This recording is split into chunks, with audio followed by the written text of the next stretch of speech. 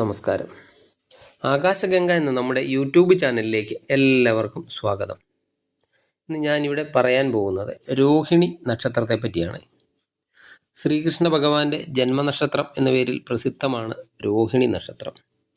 രോഹിണി നക്ഷത്രക്കാർ ജനിക്കുന്നത് ചന്ദ്രദശയിലാണ്. ചന്ദ്രദശ 10 വർഷമാണ്. സാമാന്യേന ഒരു 5 വയസ്സ് വരെ കൂട്ടാം. 5 വയസ്സ് വരെ ചന്ദ്രദശ തന്നെയാണ് മിക്ക ആൾക്കാർക്കും. തുടർന്ന് 7 വർഷത്തോളം ചൊവ്വയുടെ ദശാകാലമാണ്, അതായത് 12 വയസ്സ് വരെ. ഈ ചന്ദ്രദശ നല്ല ദശയാണ്. ചന്ദ്രദശാകാലത്ത് ധനലാഭം, സൗഭാഗ്യം ഇതൊക്കെ ലഭിക്കുന്നതാണ്. പക്ഷേ അതിൻ്റെ പ്രയോജനം അച്ഛനും അമ്മയ്ക്കും ഒക്കെ ആയിരിക്കും എന്ന് മാത്രം. അത് കഴിഞ്ഞ് 12 വയസ്സ് വരെ ചൊവ്വയുടെ ദശയാണ്. ഈ ചൊവ്വ ദശാകാലത്ത് ബുദ്ധിമുട്ടുകളൊക്കെ ഉണ്ടാകാം.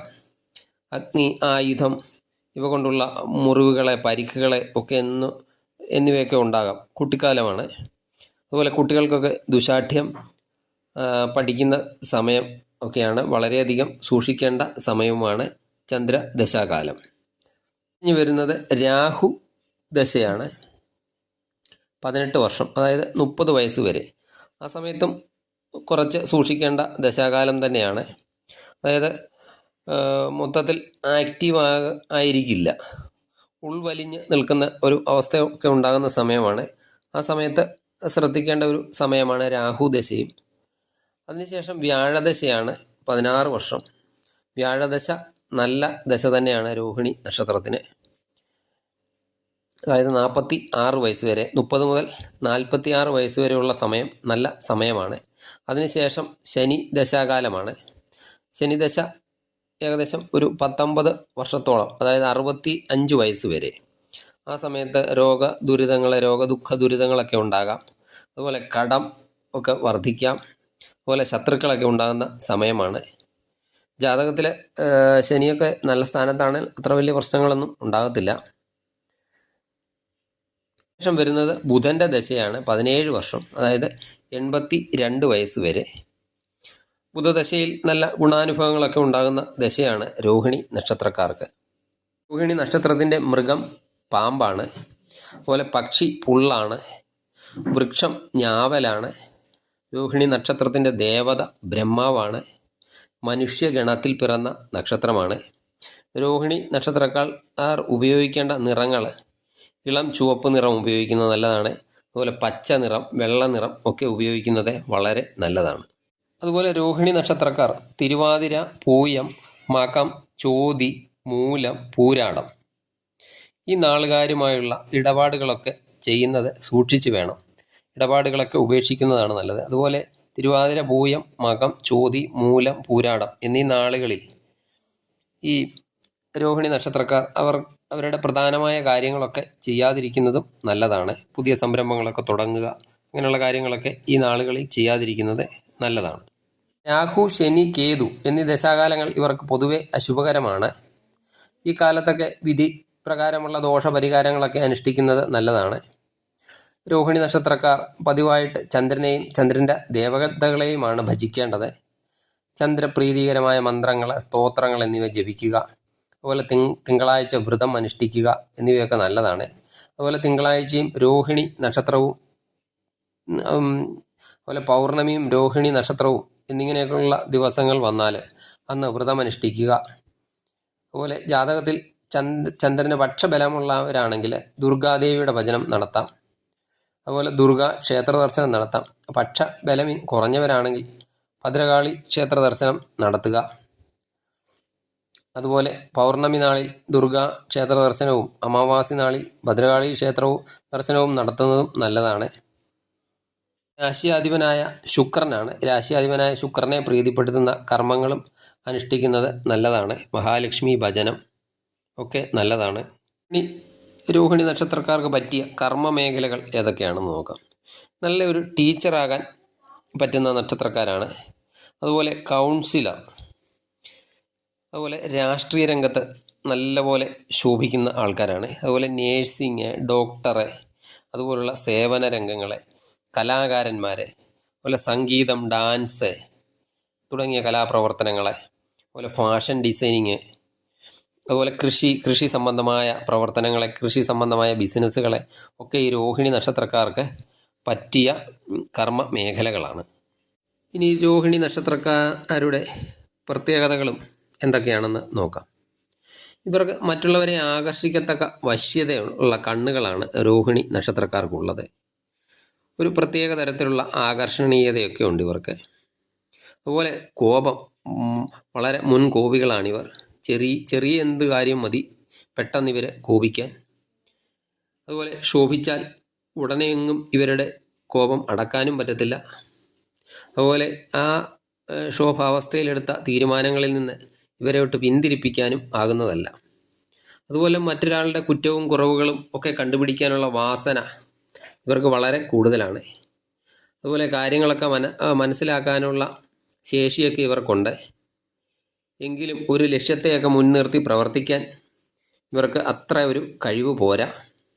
ഇവരെ സ്നേഹിച്ചാൽ അങ്ങേയറ്റം സ്നേഹശീലരായിരിക്കും.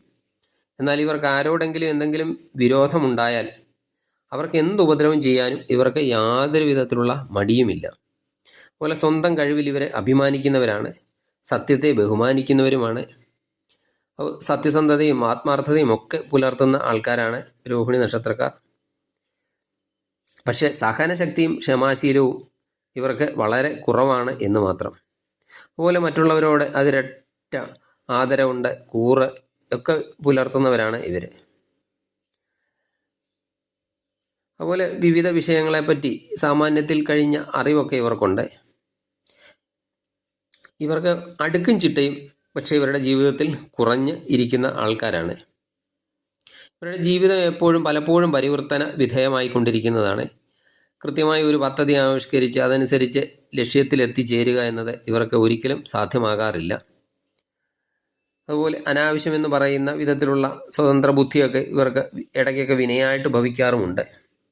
വരവ് ചെലവുകളെക്കുറിച്ചൊന്നും ഇവരധികം ചിന്തിക്കാറില്ല. അതാത് സമയത്തെ എന്തൊക്കെ ചിലവാണോ അതനുസരിച്ച് അങ്ങ് ചിലവ് ചെയ്യുന്ന ആൾക്കാരാണ്. പിതാവിൻ്റെ ഭാഗത്തു നിന്നുള്ള ഗുണാനുഭവങ്ങൾ ഇവർക്ക് കുറവായിട്ടാണ് കാണുന്നത്. എന്നാൽ മാതാവിൻ്റെ സൈഡിൽ നല്ല ഗുണാനുഭവങ്ങളാണ് ഇവർക്ക് ലഭിക്കുന്നത്. അസാമാന്യമായ മാതൃഭക്തി ഒക്കെ ഉള്ളവരാണിവർ. സ്വതന്ത്ര ബുദ്ധിയൊക്കെ ഇവർക്ക് പലപ്പോഴും ഇവരുടെ അധപ്പതനത്തിന് വഴിവെക്കാറുമുണ്ട്. നിസ്സഹായാവസ്ഥയും ദൈന്യാവസ്ഥയും ഒക്കെ നേരിട്ട് ഉയർന്ന നിലയിലെത്തുന്ന രോഹിണി നക്ഷത്രജാതർ ധാരാളമുണ്ട്. 18 വയസ്സ്, 36 വയസ്സ്, ഇതിനിടയ്ക്കൊക്കെ ഇവർക്ക് പല വിധത്തിലുള്ള പ്രശ്നങ്ങളെ ഒക്കെ നേരിടേണ്ടതായി വരുന്നതാണ്. എങ്കിലും ഇവർക്ക് ജീവിതത്തിൻ്റെ മധ്യത്തിലും അന്ത്യത്തിലും ഒക്കെ നല്ല സുഖാനുഭവങ്ങളായിരിക്കും ഉണ്ടാകുന്നത്. രോഹിണി നക്ഷത്രക്കാർ വളരെയേറെ ശ്രദ്ധിക്കേണ്ട ചില കാര്യങ്ങളുണ്ട്. ഒന്ന്, ഒരു നിശ്ചിത പന്താവിൽ കൂടി ജീവിതത്തെ കൃത്യത്തിൽ എത്താൻ ശ്രദ്ധിക്കുക. 2, മറ്റുള്ളവരിൽ വിശ്വാസം അർപ്പിക്കേണ്ടി വരുന്ന എല്ലാ ഇടപാടുകളും നല്ലതുപോലെ നിരീക്ഷിച്ച ശേഷം ചെയ്യുക. ആരെയും പെട്ടെന്ന് സൂക്ഷ്മമായിട്ടൊന്നും വിലയിരുത്താതെ അവരെ വിശ്വസിച്ച് സഹകരിക്കുന്ന ഒരു സ്വഭാവം ഇവർക്കുണ്ട്. അതുകൊണ്ട് ഈ പറഞ്ഞ നിർദ്ദേശങ്ങളൊക്കെ പാലിക്കുന്നത് നന്നായിരിക്കും. പാടവും ആഡംബരവും അതുപോലെ സുഖഭോഗങ്ങളും ഒക്കെ ആഗ്രഹിക്കുന്ന വ്യക്തികളാണിവർ. അത് അവർക്ക് ലഭിക്കുകയും ചെയ്യും. അവരുടെ അനുഭവത്തിൽ അതൊക്കെ വരുന്നതാണ്. യാത്രകൾ ധാരാളം ഇഷ്ടപ്പെടുന്ന വ്യക്തികളാണ്. അമ്മയെ വളരെയധികം ഇഷ്ടപ്പെടുന്ന വ്യക്തിയാണ്. അതുപോലെ കുടുംബത്തോട് വളരെയധികം സ്നേഹമുള്ള വ്യക്തികളാണ്. കുടുംബത്തിനായി വളരെയധികം കഷ്ടപ്പെടുകയും ചെയ്യുന്നതാണ്. അതുപോലെ ധാരാളം സുഹൃത്ത് ബന്ധങ്ങളൊക്കെ കാണും.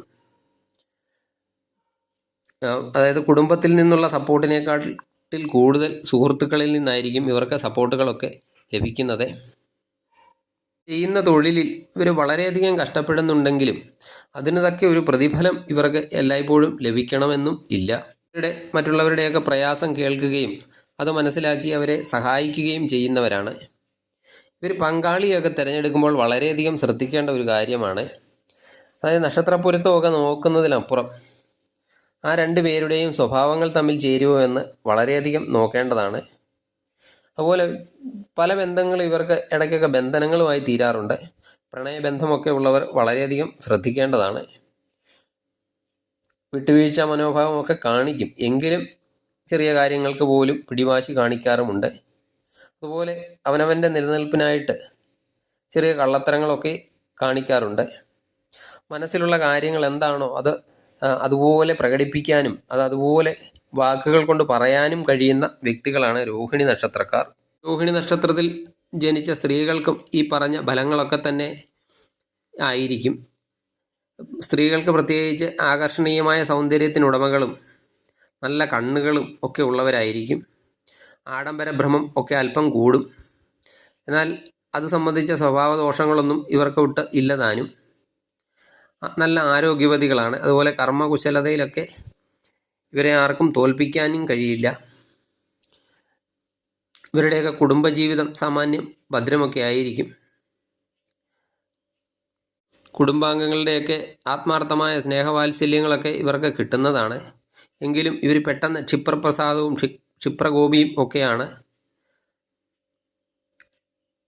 നല്ല ഭർത്താവിനെ ലഭിക്കാനും അതുപോലെ നല്ല സന്താനത്തിനെ ലഭിക്കാനും ഒക്കെ ഭാഗ്യം ഉള്ളവർ തന്നെയാണ്. ആണ് രോഹിണി നക്ഷത്രത്തെ പറ്റി പറയാനുള്ളത്. നിങ്ങൾക്ക് ഈ വീഡിയോ ഇഷ്ടമായി എന്ന് കരുതുന്നു. വീഡിയോ ഇഷ്ടമായാൽ ലൈക്ക് ചെയ്യുക. സബ്സ്ക്രൈബ് ചെയ്യാത്തവരാണെങ്കിൽ സബ്സ്ക്രൈബ് ചെയ്ത് കാണുക. അതുപോലെ നിങ്ങളുടെ അഭിപ്രായങ്ങൾ കമൻ്റ് രൂപത്തിൽ രേഖപ്പെടുത്തുക. നിങ്ങൾക്ക് നന്ദി, നമസ്കാരം.